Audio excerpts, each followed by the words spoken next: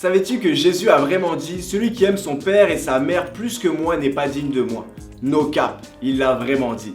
Puis dit comme ça semble un peu intense là, tu sais. Je veux dire, la famille, c'est ce qu'on a de plus précieux au monde. Mais justement, la raison pour laquelle Jésus a pris cet exemple-là, c'est qu'il veut être ce qu'on a de plus précieux au monde. Que nos actes et nos décisions soient déterminés premièrement par son opinion, avant l'opinion de qui que ce soit d'autre. Mais ce Jésus qui te demande de le mettre en priorité dans ta vie est le même que celui qui a dans la Bible donné le premier commandement rattaché à une promesse, celui d'honorer ton père et ta mère. Et c'est ça qu'il faut comprendre avec Jésus. C'est que chaque commandement qu'il nous donne est motivé par son amour pour nous et son désir de nous voir vivre la vie pleine et épanouie qu'il a prévue pour nous. Et c'est en mettant en pratique ces commandements que nous allons pouvoir réaliser à quel point Dieu est sage et bienveillant envers nous.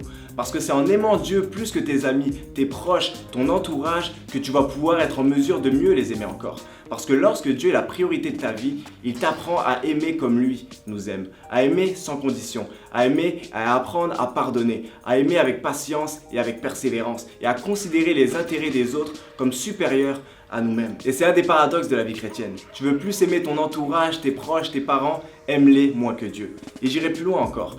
Tu veux avoir la vie pleine de sens et épanouie que Dieu a prévue pour toi, cherche à faire la volonté de Dieu avant la tienne.